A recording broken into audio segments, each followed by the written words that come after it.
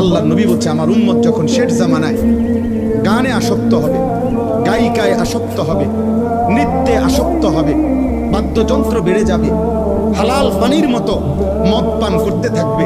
আল্লাহ রাসূল সাল্লাল্লাহু আলাইহি ওয়াসাল্লাম বলেছেন ইজা যাহারাতিল কায়নাত ওয়াল মাআজিফ ওয়াস্তাহাল্লাতিল খামরা, আল্লাহ নবী বলেন আমার উম্মতকে তখন মাটিতে ধসিয়ে দেওয়া হবে, পাথরের বৃষ্টি বর্ষণ করা হবে, চেহারা বিকৃত করে। কোনদিন রাত গভীরে এই নাফরমান এমন হতে পারে, আল্লাহ মাফ করে দেন, কোনদিন রাত গভীরে শুইবার পরে ঘুম থেকে, গানের আসর থেকে, বাদ্যের আসরে, মদের আসরে, জুয়ার আসরে, প্রিয় ভাই আমার, আল্লাহর কসম মুহাম্মদ আরবি 1450 বছরে মিথ্যা বলে নাই। এই পাপের শাস্তি হিসাবে নবী বলছে চেহারা কোনদিন অচিরেই শেষ জামানায় আমার উম্মতের চেহারা এই গান, বাদ্য, মদ, নেশা, জুয়ার আসক্ত ব্যক্তির চেহারা মানুষের সুরত বদলিয়ে পশু জানোয়ারের আকৃতি হয়ে যাবে।